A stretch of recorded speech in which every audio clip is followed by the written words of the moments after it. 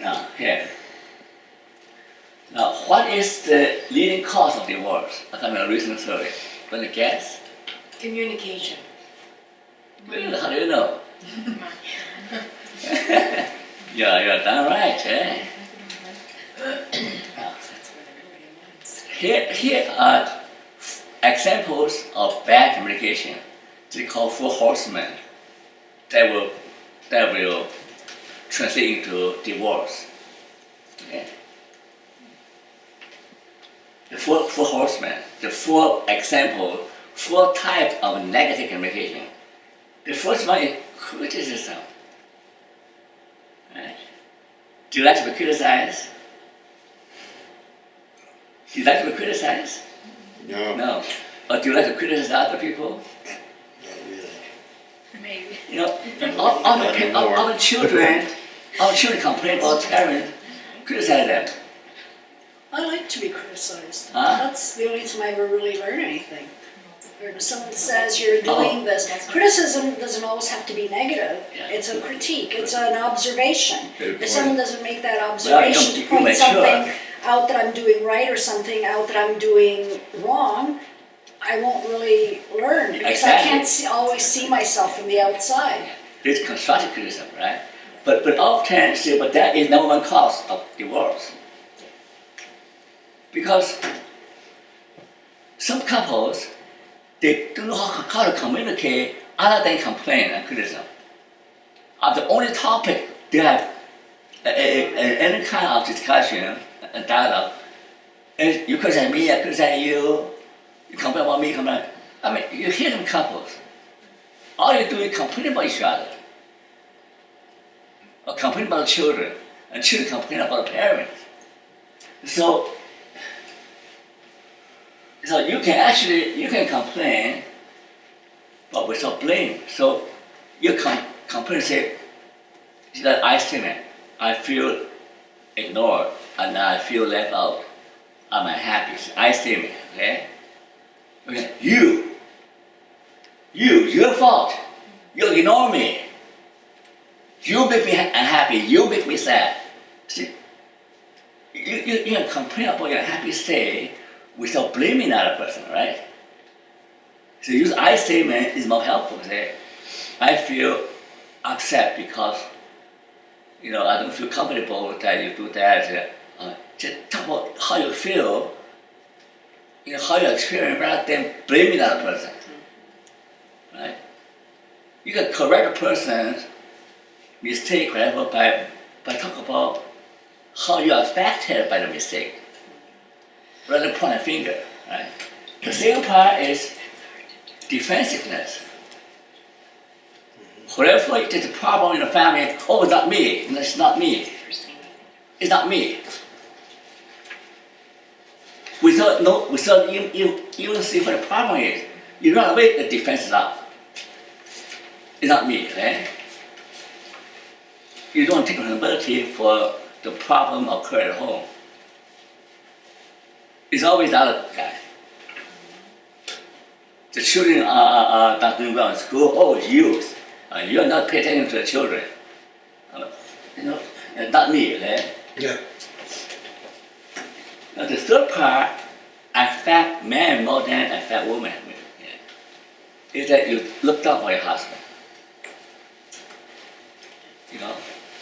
You think your husband is not making enough money, your husband is not ambitious enough, and your husband did not meet your expectations.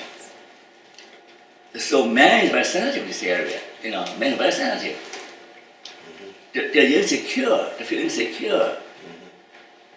They know they do not measure up. So when you're contemptuous about them, that makes it much worse. Because in society at work, they're not being respected. When they come home, your wife will talk about him. The children don't respect him. When a man does not get any respect from anywhere, what do you do? You go to take drugs or go to find some woman that appreciate him. So the contemptuous attitude is a poison. And finally, stonewalling. who is more likely to do stonewalling, woman or man? I can raise it. Who is more likely to do stonewalling? Huh? Very guess. It can be both. Huh? Very educated guess. I'd say men. Man, you're right. You know how? Like I remember when my mother come to my father just hold a newspaper. The kid whistled around. My mother, my father just hold a paper, he couldn't be bothered. That's how he protect himself, right, from being criticized. He just tune up. That's right. He turn on TV or watch a newspaper. My mother kept jump up and down, nagging him. He just doesn't hear a word. Selective hearing. I didn't hear a word, and then when my mother comes down, and fine. And he didn't react, and he just doesn't respond. Still walking. Now, here is physiological self-soothing. Now, what does that mean to you? And this doesn't mean masturbation, okay? I mean that, yes. Perhaps listening to music, taking a walk in nature. Yeah, I mean take a walk, okay? It Eating chocolate. Having a cigarette. means physiological. back. Like breathing, like try to regular breathing deep, do some to relax your system, okay? Soothing, like listen to good music. So, still walking. Well, my wife, my husband, my father learned how to stonewall, okay? But thank God my mother more mad, right? so it helped him, but it doesn't help with the marriage, right? So it better do something physical, reduce the tension, okay? So they can back to communication. Okay? These are the 4 horsemen that predictive works. These are 4 examples of bad communication. So if you are guilty of any one of the 4, you better take steps to correct that. Any question about 4 horsemen? 4 horsemen of apocalypse, the end of the world, the end of marriage.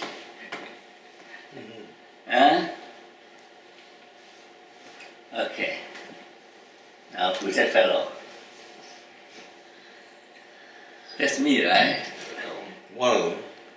Huh? You're one of them. The one that put another guy. Now who came to our conference? Who's that guy? Come on, Jessica. Chris Peterson. Yeah, the other guy is Chris Peterson. He just died shortly after the conference. Yeah. So he is the leading positive psychologist that focus on other people's matters. Okay.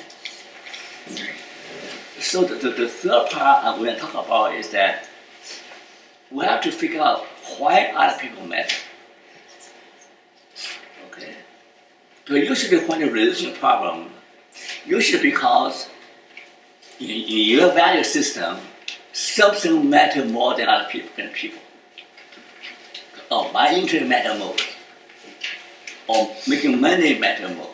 Or getting recognition matters most. So whenever you put other things above people, you have relational problems. I mean, symptoms very logical, right? You don't value people, don't value your children or your spouse or human being, other human being. You don't value people. Sooner or later, you'll get into a relational problem. That's the law, right? If you value people, then people value you back. You don't value people, you use people, you backfire. You echo back to you. So I'm on the question, why other people matter? Okay. The first part is the me is we. Family, friends, and community. Now, what does that mean? Because we're social animals, what we say me is always in some kind of social situation, social contact. Me in a family, okay? me in a ethnic group. I'm in one family. I'm a Chinese. See, to me, the idea of itself is never in vacuum. It's always situated in some social context. It's always part of the social network. We're all, every one of us is part of the social network. The second point is that we all belong to the human family. We are more the same than we are different. Do you realize that? We are more similar than we are different. I agree. It doesn't matter whether you're blonde or you're Chinese or our DNA 99.9% similar. Mm. We are all human beings. So therefore, we should treat other people as human beings. We treat other people as people treat us, right? And if you are spiritual, we all have divine spark in us. We are all bearers of the image of God. Okay? Buddhism will say there's a Buddha nature in everyone. Right? Christianity say we are all made in God's image. Mm. So basically saying that all of us have something good in us. In every one of us, there is something, the divine spark. Now the next point is that other matter, you know why? Because your survival, your well-being, your happiness depend on people. All the research show all the happy people have good relationship. If you have deficiency, a problem in the relational area, you'll be miserable. It doesn't matter what you do, how much money you have. All happy people have good relationship. All unhappy people have relational deficit. Nothing can make up for that deficit. No money, no society, nothing can make up that deficit. Okay. But having said that, we have to watch out that we do not use other people to meet our needs. We do not use other people as an instrument. Okay?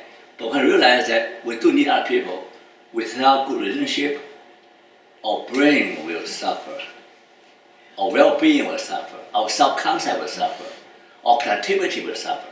Our health will suffer. Mm-hmm. So therefore, when husband and wife fight, Mm-hmm. they basically destroy each other. Destroy each other. Physically, not just emotionally, physically. They also destroy the children's health. So when you have an unsafe environment, a conflict-filled environment, there's no happiness, there's no safety. Your brain development suffer, your sense of well-being suffer. So we better get to the see a counselor, see a marriage therapist, and get to the source of the problem to save yourself from all the bad negative effects. Okay? The next point is that the good life depends on balancing personal needs with common good. Now here is something we'll talk about more. Think about that. You have your needs. Here's a trick, but you cannot meet your needs without make sure that the system functions properly. Whether the family system or work environment. You just can't say, I want to meet my need, I want to be happy. But it doesn't work that way, because you're always part of a group. So you have to pay equal attention to make sure the family system functions properly, the marriage system functions properly, or the work environment functions properly. Because if you do not have a healthy family environment, healthy work environment, your need cannot be met. And other people's need cannot be met. It's a lose-lose situation. So there's always a key is to balancing how to manage your own needs as well as find time to meet the need of the common good. Okay? The last point is that the golden rule, right? Is let me see. The golden rule is that what is the golden rule? Do unto others as you would have them do unto you. Good, Matthew. You remember Matthew, right? Well, I'll try The to. reference book of Matthew, right? Yes. Go to that. Say that again, Matthew. Do unto others as you would have them do unto you. You treat other people as the way you want other people to treat you, right? You treat other people the way you want other people to treat you. So that's the universal rule. Golden rule is in every culture. Yes. That is the universal rule for justice, for morality, the foundation for a good life. You can't talk about a good life for you or for society without justice and fairness. So try to treat people with fairness, right? With care.